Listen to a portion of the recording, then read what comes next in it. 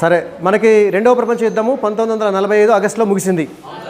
ఇప్పుడు మనము మొదటి ప్రపంచ యుద్ధము అది కొనసాగిన తీరు, ముగిసిన విధానం, రెండవ ప్రపంచ యుద్ధానికి దారితీసినటువంటి పరిస్థితులు, అది కొనసాగిన తీరు, అది ముగిసిన విధానం గురించి చెప్పుకున్నాం. ఇక రెండవ ప్రపంచ యుద్ధము, మొదటి ప్రపంచ యుద్ధం, ఈ రెండు ప్రపంచ యుద్ధాల యొక్క పరిణామాలు ఏంటివి, ఎలాంటి పరిస్థితులకు దారితీసినవి అంటే ఒక రకంగా చెప్పాలంటే ప్రపంచ యుద్ధాల ఫలితాలు, ప్రపంచ యుద్ధాల ఫలితంగా ఏం జరిగింది, ప్రపంచం మీలో ఎలాంటి మార్పులు వచ్చినాయి అనేది ఒకసారి మనం పరిశీలించినట్లయితే, ఇప్పుడు మనము ఈ లెసన్ స్టార్టింగ్లోనే 20వ శతాబ్దము తీవ్ర సంచలనాల యుగం అని చెప్పుకున్నాం కదా, ద ఏజ్ ఆఫ్ ఎక్స్ట్రీమ్ అని చెప్పుకున్నాం. ఎందుకంటే 20వ శతాబ్దంలో తొలి అర్ధభాగం అంటే ఫస్ట్ 50 ఇయర్స్ అంటే 1900 నుంచి 1950 వరకు. ఇప్పుడు తొలి అర్ధభాగం వరకు వచ్చినాం. 1945 అంటే almost all half of the century, 20th century. అవునా? ఈ తొలి అర్ధభాగం ఎలా ముగిసిందంటే, అమ్మాయి చూడమ్మా, తొలి అర్ధభాగం ఎలా ముగిసిందంటే అణుబాంబు యొక్క దాడి ఎంత భయంకరంగా ఉంటుందో అలాంటి భయానకమైనటువంటి పరిస్థితులతోటి ఒకటి. రెండోది, రెండవ ప్రపంచ యుద్ధం ముగిసిన తర్వాత ఐక్యరాజ్య సమితి అనేది ఒకటి ఏర్పడింది. ప్రపంచ శాంతిని కాపాడటం ఏ లక్ష్యాల కోసం అయితే నానాజాతి సమితి ఏర్పడిందో నానాజాతి సమితి విఫలమైంది, నానాజాతి సమితి రద్దయింది. నానాజాతి సమితి రద్దయిన తర్వాత అశోక్, నానాజాతి సమితి రద్దయిన తర్వాత అదే లక్ష్యాలతోటి మరింత పటిష్టవంతంగా మరొక అంతర్జాతీయ సంస్థను ఏర్పాటు చేసుకోవడం జరిగింది. అదే ఐక్యరాజ్య సమితి, యుఎన్ఓ, యునైటెడ్ నేషన్స్ ఆర్గనైజేషన్. ఆ ఐక్యరాజ్య ఒకవైపేమో అణుబాంబు వల్ల ఏర్పడ్డ భయానకమైనటువంటి పరిస్థితి, ఇంకొక వైపేమో ఇప్పుడా వాళ్ళే తయారు చేసినారు, మనకాడ కూడా ఉన్నాయి ఇప్పుడు. ఎస్, అప్పుడు అమెరికా, రష్యా దగ్గర కూడా ఉన్నాయి. ఆ తర్వాత మనం 1974లోనేమో ఇందిరాగాంధీ ప్రధానమంత్రిగా ఉన్నప్పుడు తొలిసారిగా మనము అణుబాంబు తయారు చేసి టెస్ట్ చేసినాం ఎడారిలో, రాజస్థాన్ ఎడారిలో ఉంది కదా, పోఖ్రాన్ అనే ప్రాంతంలో పోఖ్రాన్ అణు టెస్ట్, న్యూక్లియర్ టెస్ట్ చేసినాం. ఏం లేదు, అక్కడ ఆల్రెడీ అది ఎడారి కదమ్మా, అదే నిర్మానుష్యమైనటువంటి ప్రాంతము. అవునా? ఒకవేళ దాన్ని ప్రయోగిస్తే ఇసుక ప్రాంతంలో ప్రయోగించారు, అది మొత్తం ఎడారి. ఏంటిది అది పేలింది కదా, సక్సెస్ అయిందండి. అది విజయవంతంగా అణుబాంబు పేలింది. అంతే కదా. అదే తీసుకుపోయి జనం మీద వేస్తేనేమో ఎంతమంది చచ్చిపోయారో కౌంట్ చేస్తాం, ఎంత జరిగిందనేది. బట్ జనం మీద అయితే మన ఉద్దేశం కాదు కదా, మన రక్షణ కోసం మన రక్షణ కోసం మనం ఏర్పాటు చేసుకున్నాం. 1974లో అప్పుడు మన మాజీ రాష్ట్రపతి ఏపీజే అబ్దుల్ కలాం ఉన్నారు కదా, ఆయన కీలక పాత్ర పోషించినప్పట్లో ఆ అణుబాంబు తయారీ, అణుపరిజ్ఞానంలో. సో ఆ విధంగా ఇప్పుడు అణుపరిజ్ఞానం, అణుబాంబుల దేశాలు చాలా తక్కువ ఉన్నాయి. America, Russia, Britain, France, India, ఆ తర్వాత వచ్చేసి చైనా, ఒక 7-8 దేశాలు మాత్రమే ఉన్నాయి. ఇజ్రాయిల్ దగ్గర ఉన్నాయి. పాకిస్తాన్ కూడా మా దగ్గర అణుబాంబు. మనము రెండోసారి వాజ్పేయి గారు ప్రధానమంత్రిగా ఉన్నప్పుడు 1999లో మళ్ళీ అణుబాంబు పరీక్ష చేసినాం. 1999లో మనం చేసినటువంటి 10 రోజుల్లోపే పాకిస్తాన్ కూడా అణుబాంబు పరీక్ష చేసింది. మనం అణుబాంబు ప్రయోగించడం అంటే ఎవరు అలర్ట్గా ఉండాలి? పాకిస్తాన్ చేసింది. వాళ్ళు కూడా ఒక 10 రోజుల్లో చేసారు. అందరు ప్రపంచం మొత్తం ఆశ్చర్యపోయింది ఎట్లా చేసినా అని. పాకిస్తాన్ సొంతంగా తయారు చేసుకోలే, చైనా నుంచి తెచ్చుకొని వాళ్ళు ప్రయోగించిన అనేటువంటి విమర్శ ఉంది. సరే, ఇది అదే మనకి వేరే టాపిక్. అది మొత్తానికైతే అణుబాంబు వల్ల కలిగినటువంటి విధ్వంసం వల్ల కలిగిన భయం ఒకవైపు, ఐక్యరాజ్య సమితి ఏర్పాటు వల్ల చిగురించినటువంటి ఆశలు ఇంకొక వైపు. ఐక్యరాజ్య సమితి వల్ల ఆశలు చిగురించినాయి, మళ్ళీ ఇలాంటి పరిస్థితి రాదు అని చెప్పేసి. వాస్తవానికి ఐక్యరాజ్య సమితి సక్సెస్ అయిందా, ఫెయిల్యూర్ అయిందా? సక్సెస్ అయినట్టు. ఇంకా మూడో ప్రపంచ యుద్ధం రాలేదంటే సక్సెస్ అయినట్టు కదా. యుఎన్ఓ, మన లీగ్ ఆఫ్ నేషన్స్ అంటే నానాజాతి సమితి ఫెయిల్యూర్ అని ఎట్లా చెప్పినావు. దాని తర్వాత ఒక ప్రపంచ యుద్ధం వచ్చింది, రెండవ ప్రపంచ యుద్ధం వచ్చింది కదా. మొత్తానికి 20వ శతాబ్దము తొలి అర్ధభాగము ఒకవైపు భయం, ఇంకొక వైపు ఆశ. భయం ఏంది? అణుబాంబు వల్ల జరిగిన పెను విధ్వంసం వల్ల భయం. ఐక్యరాజ్య సమితి వల్ల చిగురించినటువంటి ఆశలు, మళ్ళీ శాంతి కాపాడుతుంది ఈ సంస్థ అని చెప్పేసి. అయితే నానాజాతి సమితి ఏర్పాటులో ఉన్న లోపాలను సవరించుకుంటూ పటిష్టంగా ఐక్యరాజ్య సమితిని ఏర్పాటు చేయడం అనేది జరిగింది. దాని గురించి మనం తర్వాత టాపిక్లో చెప్పుకుంటాము. సో మొదటి ప్రపంచ యుద్ధం తర్వాత ఫస్ట్ వరల్డ్ వార్ ఏది 1940 నుంచి 1918 వరకు జరిగింది కదా. 1914 నుంచి 14 to 18. ఆ మొదటి ప్రపంచ యుద్ధం తర్వాత అంతకు ముందు కొనసాగిన కొన్ని సామ్రాజ్యాలు రద్దయిపోయినాయి. ఆస్ట్రో హంగేరియన్ సామ్రాజ్యం, మొదటి ప్రపంచ యుద్ధ ఫలితంగా ఆస్ట్రో హంగేరియన్ సామ్రాజ్యం రద్దయిపోయింది. చాలా దేశాలు విడిపోయి స్వతంత్ర దేశాలని. అదేవిధంగా ఒట్టోమన్ టర్క్ సామ్రాజ్యం రద్దయిపోయింది, టర్కీ మాత్రమే మిగిలింది. ఆ ప్రాంతంలో ఆ టర్కీ సామ్రాజ్యంలో ఉన్నటువంటి అనేక ప్రాంతాలు స్వాతంత్రం పొందినాయి. ఈవెన్ బాల్కన్ రాజ్యాల గురించి మనం చెప్పుకున్నాం.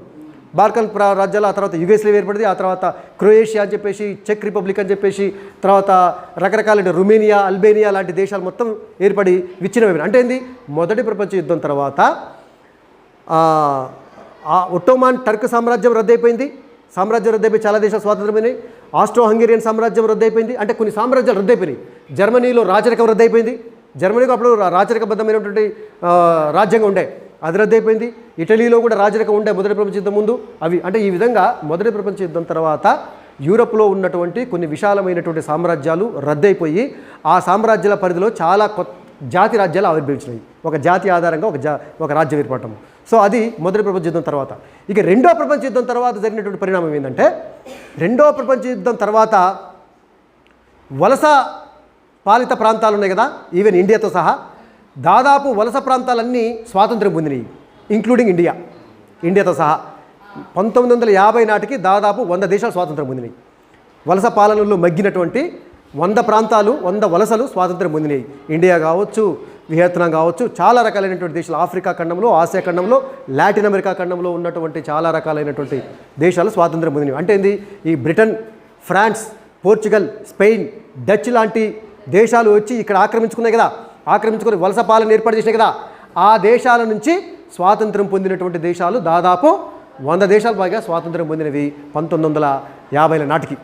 ఓకేనా, అది కూడా ప్రపంచ యుద్ధం వల్లనే. ఎందుకంటే ప్రపంచ యుద్ధాల వల్ల బ్రిటన్, ఫ్రాన్స్ బలహీనపడిపోయింది. అటు ఒక మొదటి ప్రపంచ యుద్ధం వల్ల, రెండో ప్రపంచ యుద్ధం వల్ల బ్రిటన్ కానీ ఫ్రాన్స్ కానీ యుద్ధం చేసి బలహీనపడ్డాయి. ఆయా దేశాలలో వచ్చినటువంటి స్వాతంత్ర ఉద్యమాన్ని అణిచేటటువంటి శక్తి సామర్థ్యాలు ఇప్పుడు ఆ బ్రిటన్ కానీ ఫ్రాన్స్ కానీ లేవు. అంతే కదా, ప్రపంచ యుద్ధాల వల్లే కదా. సో ఆ విధంగా రెండు ప్రపంచ యుద్ధాల ఫలితంగా కొన్ని సామ్రాజ్యాలు రద్దయిపోయినాయి, విశాలమైన సామ్రాజ్యాలు. ఆ సామ్రాజ్యాల నుంచి కొత్త దేశాలు ఏర్పడ్డాయి, జాతి రాజ్యాలు. ఇంకొక వైపు వలస పాలన ముగిసింది, వలస ప్రాంతాలన్నీ స్వాతంత్రాన్ని పొందినవి. అది ఒకటి. ఇంకో తర్వాత ఈ ప్రపంచ యుద్ధాలకు ముందు ప్రపంచంలో అగ్రదేశాలు ఏంటంటే, ఏ దేశాలకైతే ఎక్కువ వలసలు ఉంటాయో ఆ దేశాలు అగ్రదేశాలు. ఎందుకంటే ఆ వలస ప్రాంతాల నుంచి ముడి సరుకును దోచుకొని ఈ దేశాలు బ్రహ్మాండమైనటువంటి శక్తివంతమైన దేశాలు అయిపోయినాయి పారిశ్రామికంగా. సో మొదటి ఈ రెండు ప్రపంచ యుద్ధాలకు ముందు గొప్ప శక్తివంతమైన దేశాలు ఏంటంటే బ్రిటను, ఫ్రాన్సు, ఆ తర్వాత వచ్చేసి డచ్ దేశాలు, ఇలాంటి దేశాలు. కానీ రెండు ప్రపంచ యుద్ధాల ఫలితంగా ఆ దేశాల యొక్క శక్తి సామర్థ్యాలు హరించుకుపోయినాయి. ఇప్పుడు కొత్తగా రెండు దేశాలు ఆవిర్భవించినవి, శక్తివంతమైన దేశాలు. ఒకటి అమెరికా, రెండు రష్యా. అర్థమైందా? రెండు ప్రపంచ యుద్ధాల ఫలితంగా అమెరికా, రష్యా శక్తివంతమైన దేశాలుగా ఆవిర్భవించినవి. అంతకుముందు ప్రపంచ యుద్ధాలకు ముందు శక్తివంతమైన దేశాలు అయినటువంటి బ్రిటన్, ఫ్రాన్స్ లాంటి దేశాలు ఇప్పుడు సెకండరీ గ్రేడ్కి పడిపోయినాయి. అర్థమైందా? ద్వితీయ శ్రేణి దేశాలుగా పడిపోయినాయి. ఇప్పుడు కొత్తగా రంగం మీదకి కొత్త రెండు శక్తులు వచ్చినాయి. అవే యుఎస్ఏ, యుఎస్ఎస్ఆర్. యుఎస్ఏ అంటే యునైటెడ్ స్టేట్స్ ఆఫ్ అమెరికా, సింపుల్గా మనం అమెరికా దేశం అంటాం. USSR union of Soviet socialist republic, సింపుల్గా సోవియట్ రష్యా అంటాం. ఇప్పుడు రెండు కొత్త శక్తులు వచ్చినాయి ప్రపంచ రంగం మీదకి. ఈ దేశాల మధ్య దాదాపు ఇదొక కూటమి ఏర్పాటు చేసింది, ఇదొక కూటమి ఏర్పాటు చేసింది. అవునా? ఇదేమో సామ్యవాద కూటమి అంటే కమ్యూనిస్ట్ కూటమి, ఇదేమో డెమోక్రటిక్ క్యాపిటలిజం, అవునా, ప్రజాస్వామ్య పెట్టుబడిదారీ విధానంతో కూడినటువంటి ఇదొక. ఈ రెండు దేశాల మధ్య ప్రచన్న యుద్ధం ఉంది, చెప్పుకున్నాం. ప్రచన్న యుద్ధం చైనా యుద్ధంలో ఉంది. జపాను చైనాను ఆక్రమించుకుని చెప్పులే సగ ప్రాంతాన్ని.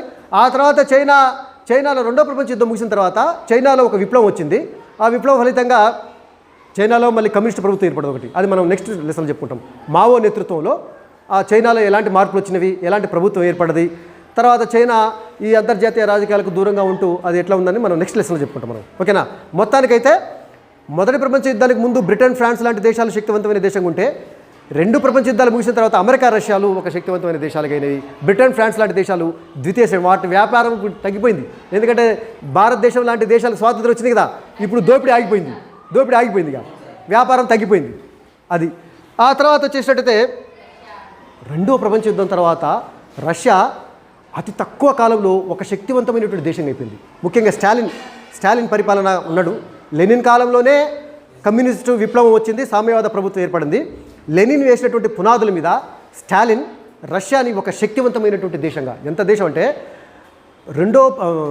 మొదటి ప్రపంచ యుద్ధ కాలంలోనే రష్యాలో మనకి విప్లవం వచ్చింది అనుకున్నాం కదా, కమ్యూనిస్టు విప్లవం వచ్చే నాటికి రష్యాలో పరిస్థితి ఎంత దారుణంగా ఉండేదంటే, ఒక బలహీనమైనటువంటి ఆర్థిక వ్యవస్థ, చాలా వెనుకబడిపోయినటువంటి దేశం రష్యా. కానీ ఆశ్చర్యకరంగా అతి తక్కువ కాలంలో రష్యా ఆర్థికంగా అమెరికాను తలదన్నే రీతిలో, అమెరికాకు సవాలు విసిరే రీతిలో రష్యా ఒక పటిష్టమైనటువంటి దేశంగా తయారైంది. ఎస్, లెనిన్ తర్వాత స్టాలిన్, ముఖ్యంగా స్టాలిన్ కాలంలో. లెనిన్ కొద్ది కాలమే పరిపాలించిండు. ఆయన 1917లో విప్లవం వస్తే ఆయన పూర్తిగా రష్యా మీద ఆధిపత్యం వహించడానికి 2 సంవత్సరాలు పెట్టింది అనుకున్నాం మనం, అంతర్గత కలహాల వల్ల. 1922 నాటికి యుఎస్ఎస్ఆర్ ఏర్పడ్డది. అవునా, యుఎస్ఎస్ఆర్ ఏర్పడింది. అప్పుడు పూర్తిగా ఆయన కంట్రోల్కి వచ్చింది. 1924లో లెనిన్ చనిపోయిండు కదా, స్టాలిన్ అధికారంలోకి వచ్చిండు. కానీ స్టాలిన్ కాలంలో లెనిన్ వేసిన పునాదుల మీద స్టాలిన్ అద్భుతమైనటువంటి ఒక సౌధం కట్టిండు. అంటే ఏంది, లెనిన్ వేసినటువంటి పునాదుల మీద రష్యాని ఒక పెద్ద బలమైన ఆర్థిక దేశంగా స్టాలిన్ రష్యాని తీర్చిదిద్దిండు. చివరికి ఏ స్థాయికి వచ్చిందంటే అమెరికాను తలదన్నే రీతిలో, అమెరికాకు సవాలు విసిరే రీతిలో రష్యా ఏం చేసింది తెలుసా? రష్యా ప్రపంచంలో ఎక్కువ దేశాలను తన ఆధిపత్యంలోకి తీసుకురావడం కోసము సామ్యవాద కూటమిని ఏర్పాటు చేసింది. అంటే ఏంది, ఆయా దేశాలలో కమ్యూనిస్టులను ప్రోత్సహించి, కమ్యూనిస్టులకు ఒక ఎంకరేజ్మెంట్ చేసి, ఆ దేశాలలో ప్రభుత్వాలను పడగొట్టి కమ్యూనిస్టు ప్రభుత్వాలను ఏర్పాటు చేసి వాటికి తనకు అనుబంధంగా ఏర్పాటు చేసుకునే విధంగా రష్యా. దాన్ని ఆపడం కోసం అమెరికా, ఈ 2 దేశాల మధ్య ప్రచన్న యుద్ధం దాదాపు 40-50 సంవత్సరాల పాటు. సో ఆ విధంగా రంగం మీదకి రష్యా వచ్చింది. ఒక రకంగా చెప్పాలంటే ఒకప్పుడు మామూలు విశాలమైన దేశమైనా కూడా మామూలు ఆర్థిక వ్యవస్థగా ఉన్నటువంటి రష్యా ఇప్పుడు రంగం మీదకి వచ్చి అమెరికాతోటి సవాల్ చేసే దిశగా రష్యా ఎదిగింది. ఆ తర్వాత అపారమైనటువంటి ప్రాణ నష్టం జరిగింది 2 ప్రపంచ యుద్ధాలలో. ఇది మనం గమనించదగ్గ. ప్రపంచంలో ఉన్నటువంటి ప్రజలు అంతకుముందు కని విని ఎరుగినటువంటి తీవ్రమైనటువంటి నష్టం, ఆర్థిక నష్టము, ప్రాణ నష్టం, 2 ప్రాణ నష్టం. దాదాపు ఒకసారి మీరు టెక్స్ట్ బుక్ చూడండి అమ్మా, ఎంత నష్టం వాటిల్లిందో. అంతకుముందు కూడా ప్రపంచంలో చాలా యుద్ధాలు జరిగినాయి. మొదటి ప్రపంచ యుద్ధానికి ముందు ప్రపంచ దేశాలలో చాలా దేశాల మధ్య యుద్ధాలు జరిగినాయి. కానీ ఈ ప్రపంచ యుద్ధాలలో జరిగినంత నష్టం ఇప్పుడు జరగలే. అందుకే నేను చెప్తున్నా, ప్రజలు కని విని ఎరుగినటువంటి నష్టం, అది ప్రాణ నష్టము, ఆస్తి నష్టము 2. అదేవిధంగా అంగవైకల్యం జరగటం, చాలామంది వికలాంగులు కావటం. చూడండి, మొదటి ప్రపంచ యుద్ధం దాదాపు మొదటి ప్రపంచ యుద్ధంలో దాదాపు 1 కోటి మంది చనిపోయారట. 1 కోటి మంది అంటే మామూలు విషయం కాదు, 1 కోటి మంది. ఇక రెండవ ప్రపంచ యుద్ధంలో వచ్చినట్టయితే 2 నుంచి 2,50,00,000 మంది. చూడండి, 2,50,00,000 మంది చనిపోయారంటే మామూలు విషయం కాదు. అదే అందుకే నేను చెప్తున్నా, ఎందుకు 2 నుంచి 2,50,00,000 అంటే ఆ హిట్లర్ సేనలు ఎంతమంది చంపిందో ఇప్పటికీ లెక్క తేలట్లే. అర్థమైందా? ఒక జాతినే హత్య చేసేటటువంటి ప్రణాళిక రూపొందించారు హిట్లర్ నేతృత్వంలోని నాజీలు. అవునా, ఇప్పటికీ కూడా పుర్రెలు అస్థిపంజరాలు బయటపడుతున్నాయి. అందుకని అంచనా ప్రకారము 2 నుంచి 2,50,00,000 మంది. ఒకప్పుడు యుద్ధం జరిగిందంటే ఆ పక్షం సైన్యము ఈ పక్ష సైన్యమే చనిపోయేది. కానీ ఇప్పుడు యుద్ధం జరిగిందంటే నగరాల మీద బాంబులు వేసిపోతున్నారు. అంటే ఇది సాధారణ పౌరులు కూడా చచ్చిపోతున్నారు. ఒకప్పుడేమో యుద్ధంలో పాల్గొన్న సైనికులే చనిపోయేది, కానీ ఇప్పుడు సాధారణ పౌరులు కూడా చనిపోయారు. అందువల్ల ఇంత భారీ నష్టం. యుద్ధంలో మొదటిసారిగా వైమానిక విమానాలు, గతంలో విమానాల నుంచి బాంబులు వేసేది లేకుండా ఈ ప్రపంచ యుద్ధాల నుంచి స్టార్ట్ అయింది. సో ఆ విధంగా అణుబాంబు యొక్క విధ్వంసం ఏందో ప్రపంచం మొదటిసారిగా. మళ్ళీ ఆ తర్వాత అణుబాంబు జరగలేదు రోయ్.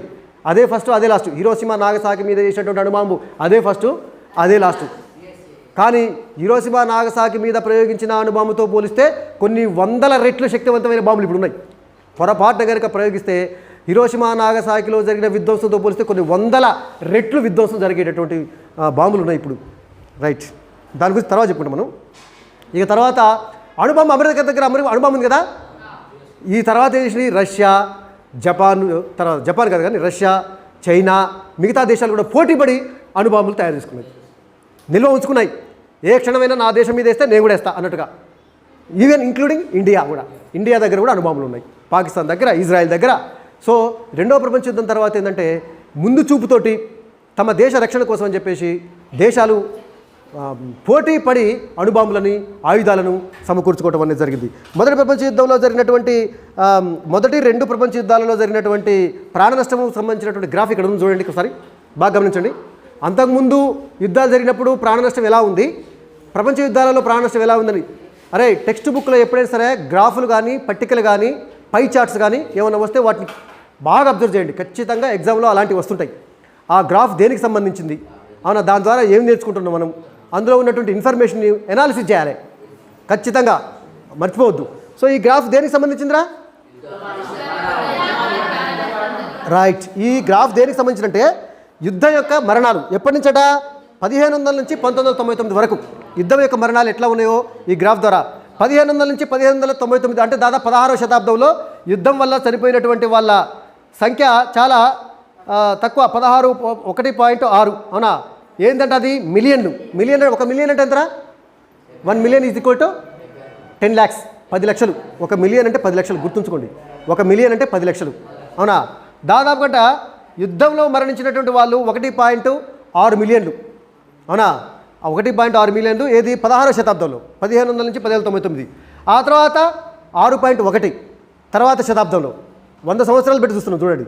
ఈ 100 సంవత్సరాల్లో 1.6, 17వ శతాబ్దంలో 6.3, 18వ శతాబ్దంలో 7 మిలియన్స్ అంటే 70 లక్షలు.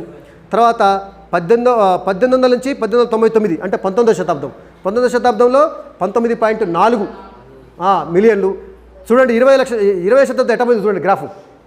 ఎందుకు పెరిగింది ఇది? దేనివల్ల పెరిగింది? 20వ శతాబ్దంలో ఎందుకు ఇంత మరణాలు ఉన్నాయి? ఇంత మరణాలు మొదటి మరియు రెండవ ప్రపంచ యుద్ధం వల్ల మరణాల సంఖ్య ఇట్లా పెరిగింది. ఆ రెడ్ కలర్లో ఉన్నటువంటి బార్ ఏంటంటే అది 1000 మందికి మరణాల శాతం. ప్రతి 1000 మందికి ఎంతమంది మరణించారు? అప్పటి జనాభాతో పోలిస్తే ప్రతి 1000 మందికి ఎంతమంది మరణించారు అంటే 15వ శతాబ్దంలోనేమో ప్రతి 1000లో 3.2%, తర్వాత 16వ శతాబ్దంలో 11.2%, 17వ శతాబ్దంలో 9.7%, తర్వాత 19వ శతాబ్దంలో 16.2%. ఇక్కడ చూడండి 20వ శతాబ్దంలో 44.4%. 1000కి 44 మంది మరణించారు. అంతకుముందు 3, 4, 5 ఉంటే ఇప్పుడు 44 వచ్చింది. అంటే 2 ప్రపంచ యుద్ధాల వల్ల మరణాలు ఏ విధంగా ఉంది? ప్రతి 1000 మందిలో 44 మంది చచ్చిపోయినారు దాదాపుగా. సో ఈ గ్రాఫ్ దీన్ని బాగా మీరు పరిశీలించండి. ఆ తర్వాత రెండవది ప్రజాస్వామ్య సూత్రాల పునరుద్ఘాటన. ప్రజాస్వామ్య ప్రభుత్వాల యొక్క అవసరం ఏందనేది ప్రపంచ యుద్ధాల వల్ల తెలిసింది. చూడండి ఒకసారి ఈ యుద్ధాలకు కారణం ఏంటంటే సైనిక ప్రభుత్వాలు, నియంతలు, అంతే కదా. నియంతలు ఇప్పుడు హిట్లర్ కానీ ముస్సోలిని కానీ నియంత, ఇద్దరు నియంతలే. జపాన్లో ఉన్నటువంటి సైనిక ప్రభుత్వము అంటే నియంతలున్నా, అంటే డిక్టేటర్స్, నియంతలున్నా సైనిక ప్రభుత్వాలున్నా యుద్ధాలకు కాల్దూతారు. అదే ప్రజాస్వామ్య ప్రభుత్వాలు అంటే ప్రజల ఆకాంక్షల మేరకు పరిపాలిస్తారు. వాళ్ళు యుద్ధాలకు తొందర కోరుకోరు. అందుకని 2 ప్రపంచ యుద్ధాల తర్వాత అనాలిసిస్ చేస్తే అసలు యుద్ధాలకు దారితీసిందంటే ఆయా దేశాలలో ఉన్నటువంటి నియంతల వల్ల, ఆయా దేశాలలో ఉన్నటువంటి సైనికాధికారులు, సైనిక పాలన వల్లనే ఈ యుద్ధాలు వచ్చినాయి. కాబట్టి యుద్ధాలు భవిష్యత్తులో రాకుండా అంటే ఆయా దేశాలలో ప్రజాస్వామ్య ప్రభుత్వాలు ఉండాలి. ప్రజాస్వామ్య ప్రభుత్వాలు, ప్రజలు ఓట్లేస్తే ప్రభుత్వాలు ఏర్పడతాయి. వాళ్ళు నిర్ణీత కాలంలో మళ్ళీ ఎలక్షన్స్ జరుగుతాయి. ప్రజల యొక్క అభిమానాన్ని చూరుకుంటే మళ్ళీ ఎన్నిక కావచ్చు. ప్రజల యొక్క అభిమానం చూరకొనకపోతే దిగిపోతారు, కొత్త ప్రభుత్వం ఏర్పడుతుంది. వచ్చినటువంటి ప్రభుత్వం ఒళ్ళు జాగ్రత్త పెట్టుకొని, ఒళ్ళు దగ్గర పెట్టుకొని పరిపాలన చేస్తాయి. యుద్ధాలకు కాల్దోరు ఇష్టం వచ్చినట్టు కదా. కాబట్టి 2 ప్రపంచ యుద్ధాల తర్వాత ప్రపంచంలోని అనేక దేశాలలో నియంతలకు వ్యతిరేకంగా ప్రజలే తిరుగుబాటు చేసి ఆ నియంతలను దించేసి ప్రజాస్వామ్య ప్రభుత్వాలను ఏర్పాటు చేసుకోవడం జరిగింది. ఈవెన్ ఇటలీలో కూడా ముసోలిని చనిపోయిన తర్వాత అక్కడ ఒక ప్రజాస్వామ్య ప్రభుత్వాన్ని ఏర్పాటు చేసుకోవటము, నిర్ణీత కాలంలో ఎన్నికలు జరపటము, ఎన్నికల ద్వారా ప్రజాస్వామ్య ప్రభుత్వాలు ఉండటము, ఆ విధంగా చాలా దేశాలలో ప్రజాస్వామ్య ప్రభుత్వాలు ఏర్పాటు కావటం అనేది 2 ప్రపంచ యుద్ధాల పరిణామాలలో మరొకటి. ఆ తర్వాత అధికార సమతుల్యంలో మార్పు, చేంజ్ ఆఫ్ బ్యాలెన్సింగ్ పవర్. అంటే అంతకుముందేమో చాలా సంవత్సరాల పాటుగా ప్రపంచంలో బ్రిటన్, ఫ్రాన్స్ అంటే వలసలు బాగా ఆక్రమించుకొని వ్యాపారం బాగా చేసినటువంటి Britain, France, Portugal, Spain, Dutch లాంటి దేశాలు బాగా బలంగా ఉండే, వాటి చేతుల్లో అధికారం ఉండే. అసలు బ్రిటన్, ఫ్రాన్స్ కంటే ముందు స్పెయిన్ ఉండే ఒకప్పుడు 16వ శతాబ్దం 15వ శతాబ్దంలో. స్పెయిన్ తర్వాత ఎక్కువ వలసలు సాధించినటువంటి బ్రిటన్ మళ్ళీ అధికారులు బాగా బలమైన దేశంగా వచ్చింది. తర్వాత ఫ్రాన్స్.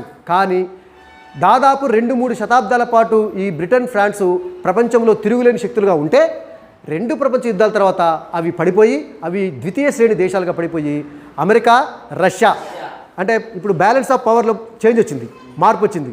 ఒకప్పుడు ఆ దేశాలు ఆధిపత్యం చెలాయిస్తే ఇప్పుడు కొత్తగా యుఎస్ఏ, యుఎస్ఎస్ఆర్ దేశాలు వచ్చినాయి. ఆ విధంగా అధికార సమతుల్యంలో మార్పు అనేది ఈ 2 ప్రపంచ యుద్ధాల వల్ల జరిగినటువంటి ఫలితం. ఆ తర్వాత మహిళలకు ఓటు హక్కు. మనము 9th క్లాస్లో ఫ్రెంచ్ యుద్ధంలో చెప్పుకున్నప్పుడే ఫ్రెంచ్ విప్లవంలో చెప్పుకున్నాం. ఫ్రెంచ్ విప్లవంలో మహిళలు చాలా కీలకమైన పాత్ర పోషించిన ఆ తర్వాత ఏర్పడ్డ ప్రభుత్వము మహిళలకు ఓటు హక్కు ఇలే. వాళ్ళని యాక్టివ్ సిటిజన్, పాసివ్ సిటిజన్ చెప్పుకున్నాం మనం. అంటే యాక్టివ్గా ఉన్న వాళ్ళకే ఓటు హక్కిస్తారు, పురుషులకే ఓటు హక్కు ఇచ్చారు, మహిళలకు ఓటు హక్కు ఇలే. అంటే ఏంది, చాలా కాలం పాటు యూరోప్లో ఉన్నటువంటి దేశాల్లో కూడా మహిళల పట్ల ఒక రకమైన వివక్షత, డిస్క్రిమినేషన్, వివక్షత. వాళ్ళు చురుకుగా ఉన్నా, వాళ్ళు విప్లవాలలో చాలా చురుకుగా పాల్గొన్నా తర్వాత మాత్రం వాళ్ళని అధికారానికి దూరంగానే ఉంచారు. ఈవెన్ ఓటు హక్కు కూడా ఇవ్వలే. అలాంటి పరిస్థితుల్లో ఈ మొదటి ప్రపంచ యుద్ధం, రెండో ప్రపంచ యుద్ధం కొనసాగుతున్నప్పుడు పురుషులందరూ దాదాపు 40 సంవత్సరాలు యుద్ధంలో చనిపోయిన వాళ్ళు కొంచెం ఎంగే కదా, ముసలోళ్ళు అయితే యుద్ధానికి పోరు కదరా. 20 నుంచి 40 సంవత్సరాల మధ్య ఉన్నటువంటి యువకులందరూ యుద్ధంలో పాల్గొంటారు. చాలామంది చచ్చిపోయారు. ఆ పురుషులు యుద్ధానికి పోయినప్పుడు మహిళలు ఇంటి వ్యవహారాలు మొత్తం వాళ్ళు చక్కదిద్దరు. విద్యా సంస్థలు నడిపిర్రు, హాస్పిటల్స్ నడిపిర్రు, షాపులు నడిపిర్రు, అన్ని రకమైనటువంటి ఫ్యాక్టరీలు నడిపిర్రు. అన్ని రకాలైనటువంటి కార్యకలాపాలలో మహిళలు చాలా చురుకుగా పాల్గొని చాలా సమర్థవంతంగా వాటన్నిటిని నిర్వహించారు. అంటే ఏంది, పురుషులు లేకున్నా మహిళలు ఈ కార్యకలాపాల ఆర్థిక వ్యవస్థలో ఉన్నటువంటి అన్ని కార్యక్రమాలను చక్కగా నిర్వర్తించగలరు అని నిరూపించబడ్డది. ఎందుకు, పురుషులేమో యుద్ధంలో పాల్గొన్నారు.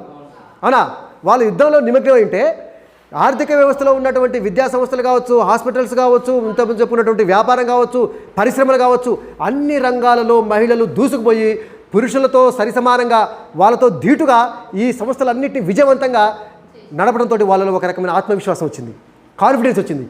మాకెందుకు ఓటెక్కియరు, మీరు లేకుండా మేమైనా నడిపినాం కదా. గతంలో ఏంటంటే మాకు అవకాశం ఇవ్వలే, మీకు సమర్థత లేదు, మీరు సమర్థులు కాదని చెప్పేసి వాళ్ళని అణిచివేయడం జరిగింది. కానీ మొదటి ప్రపంచ యుద్ధం, రెండవ ప్రపంచ యుద్ధ సమయంలో పురుషులు యుద్ధంలో నిమగ్నమైతే మహిళలు చాలా చురుకుగా ఈ వీటన్నిటిని నిర్వహించడంతో వాళ్ళలో కాన్ఫిడెన్స్ వచ్చింది.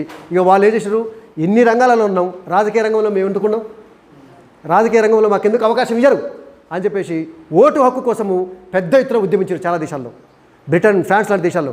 చివరికి వాళ్ళు ఉద్యమం చేస్తే 1918లో బ్రిటన్లో మహిళలకు ఓటు హక్కు ఇచ్చారు. చూడండి, బ్రిటన్ ఎప్పుడో మన రక్తపాత రహిత విప్లవం నుంచి ప్రజాస్వామ్య దేశంగా ఆవిర్భవించుకుంటూ వస్తున్నటువంటి క్రమంలో 1918లో కానీ మహిళలని గుర్తించరు, వాళ్ళకు ఓటు హక్కు ఇచ్చారు.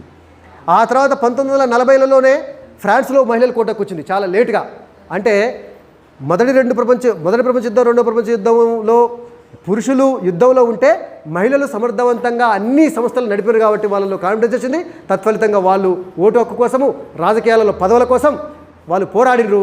పోరాట ఫలితంగా చాలా దేశాలలో మహిళలకు ఓటు హక్కు వచ్చింది. అంటే మహిళలకు ఓటు హక్కు రావడం అనేది ప్రపంచ యుద్ధ ఫలితాల వల్ల, పరిణామాల వల్ల వచ్చింది, అంతే కదా. ఆ విధంగా చాలా దేశాలలో మహిళలకు ఓటు హక్కు రావడం అనేది జరిగింది. ఇక ఆ తర్వాత కొత్త అంతర్జాతీయ సంస్థలు కూడా ఏర్పడ్డాయి. మనం చెప్పుకున్నాం, మొదటి ప్రపంచ యుద్ధం తర్వాత ప్రపంచంలో మొదటి అంతర్జాతీయ సంస్థ నానాజాతి సమితి 1920లో, లీగ్ ఆఫ్ నేషన్స్. సరే, అది కొంత విజయవంతమైంది. బట్ రెండో ప్రపంచ యుద్ధాన్ని ఆపటంలో, నిలువరించడంలో అది ఫెయిల్యూర్ అయింది. దాంతో రద్దు చేసేసి రెండవ ప్రపంచ యుద్ధం తర్వాత ఇంకొక కొత్త అంతర్జాతీయ సంస్థ, అది UNO, United Nations Organisation. United Nations Organisation, ఐక్యరాజ్య సమితి అనేటటువంటి ఒక కొత్త అంతర్జాతీయ సంస్థను ఏర్పాటు చేసిండ్రు నానాజాతి సమితి స్థానంలో. అదే 1945 అక్టోబర్ 24, ఈ నెలే, నెక్స్ట్ 24 అక్టోబర్ 24 యుఎన్ఓ డే అంటారు, యుఎన్ఓ డే. సరే, అంతర్జాతీయ సంస్థ ఏర్పడింది. నానాజాతి సమితిలో ఉన్నటువంటి లోపాలను సవరించుకుంటూ పటిష్టంగా ఏర్పాటు చేసిండు దీన్ని, చాలా పటిష్టంగా. ఒకవేళ ఐక్యరాజ్య సమితిలో ఉన్నటువంటి దేశం ఐక్యరాజ్య సమితి మాట వినకపోతే దాని మీద ఎలాంటి చర్యలు తీసుకోవాలి, ఆ చర్యలు తీసుకోవడానికి ఒక సైన్యం కూడా ఉంటుంది దీనికి. ఆ విధంగా పటిష్టంగా ఏర్పాటు చేసిండ్రు. ఇక ఐక్యరాజ్య సమితికి అనుబంధంగా కొన్ని సంస్థలు ఏర్పాటు చేసిండ్రు. అందులోనే మనకు ఒకటి యునిసెఫ్ అంటే United Nations International Children's Emergency Fund. అంటే అంతర్జాతీయ బాలల అత్యవసర నిధి. ప్రపంచంలో ఉన్నటువంటి బాలల కోసం, అంటే పిల్లల కోసం, children United Nations International Children's Emergency Fund. బాలల యొక్క హక్కులను కాపాడటం కోసం, బాలల కోసము, బాలల యొక్క విద్యాభివృద్ధి కోసము అనేక దేశాలలో, అంతర్జాతీయంగా ఉన్న దేశాల్లో బాలల హక్కుల కోసము ఒక సంస్థ ఏర్పడింది. బాలల యొక్క ప్రయోజనాల కోసం, వాళ్ళ హక్కుల కోసం. అదేవిధంగా యునెస్కో ఇంకొక సంస్థ, United Nations Educational and Scientific Cultural Organisation. United Nations Educational Scientific and Cultural Organisation, అవునా, సాంస్కృతిక సంస్థ. అంతర్జాతీయ విద్యా వైజ్ఞానిక సాంస్కృతిక సంస్థ. అది కూడా పలు దేశాలలో ఉన్నటువంటి విద్యా కార్యక్రమాలు నిర్వహించడము, ఆయా దేశాలలో ఉన్నటువంటి సంస్కృతి సాంప్రదాయాలను కాపాడటము, ఆ విధంగా ఆ సంస్థ ఏర్పడింది. తర్వాత WHO, వరల్డ్ హెల్త్ ఆర్గనైజేషన్, అంతర్జాతీయ ప్రపంచ వరల్డ్ హెల్త్ ఆర్గనైజేషన్ అంటే ప్రపంచ ఆరోగ్య సంస్థ. ఇప్పుడు చూడండి, కరోనా వచ్చినటువంటి కాలంలో ప్రపంచ ఆరోగ్య సంస్థనే ఈ టీకాలు తయారు చేయడానికి కోసం అని చెప్పేసి విశేషమైన కృషి చేసింది. ఆయా కరోనా వచ్చినప్పుడు వాటి పరిస్థితులు ఏంది, చాలా దేశాలకు సలహాలు ఇవ్వటము, పోలియో ఉన్నాయి కదా, పోలియో చుక్కలు అన్ని దేశాల్లో వేయడానికి ప్రపంచంలో ఉన్నటువంటి వైద్య పరిస్థితులను, ప్రపంచంలో ఉన్నటువంటి మహమ్మారులను తరిమివేయడం కోసము ఈ ప్రపంచ ఆరోగ్య సంస్థ కృషి చేస్తుంది. ఆ తర్వాత ఇంటర్నేషనల్ లేబర్ ఆర్గనైజేషన్ మనం చెప్పుకున్నాం అంతకుముందే, మన 1920లో ఏర్పడింది. ఇంటర్నేషనల్ లేబర్ ఆర్గనైజేషన్ అంటే అంతర్జాతీయ కార్మిక సంస్థ. కార్మికుల యొక్క సంక్షేమము, కార్మికుల యొక్క హక్కుల కోసము, ఇలా చాలా ఉన్నాయి, మనం కొన్ని చెప్పుకున్నాం. ఐక్యరాజ్య సమితికి అనుబంధంగా ఉన్నటువంటి సంస్థలు దాదాపుగా 20-30 సంస్థలు ఉన్నాయి. అవన్నీ కూడా ఐక్యరాజ్య సమితి ప్రధాన లక్ష్యము యుద్ధాలు రాకుండా శాంతిని కాపాడటము, ప్లస్ ఇవన్నీ వాటి యొక్క అనుబంధ సంస్థలు ఆయా రంగాలలో కృషి చేస్తూ ప్రపంచంలో ఆర్థికంగా అభివృద్ధి చెందటము, ప్రజల హక్కులను కాపాడటము, మహిళల హక్కులు కాపాడటము, బాలల హక్కులు కాపాడటము, టోటల్గా మానవ హక్కులు కాపాడటము, ఇంటర్నేషనల్ కోర్ట్ ఆఫ్ జస్టిస్ అని కూడా చెప్పుకున్నాం, అంతర్జాతీయ న్యాయస్థానము. ఈ అన్ని సంస్థలు ఏంటంటే ఒకవైపు శాంతిని కాపాడుతూ యుద్ధాలు నివారించడంతో పాటుగా ఇంకొక వైపు అభివృద్ధి కార్యక్రమాలను నిర్వర్తించడము ఆ సంస్థ యొక్క కార్యక్రమాలు. ఇది 2 ప్రపంచ యుద్ధాలు, అవి జరిగిన తీరు, అవి ముగిసిన విధానము, 2 ప్రపంచ యుద్ధాల తర్వాత జరిగినటువంటి పరిణామాలు ఇవి. ఓకేనా? వీటన్నిటిని మళ్ళీ ఒకసారి మీరు చక్కగా ఇంపార్టెంట్ పాయింట్స్ రాసుకొని వాటిని రివిజన్ చేసుకోండి. ఏమైనా డౌట్ ఉంటే నాకు ఫోన్ చేయండి.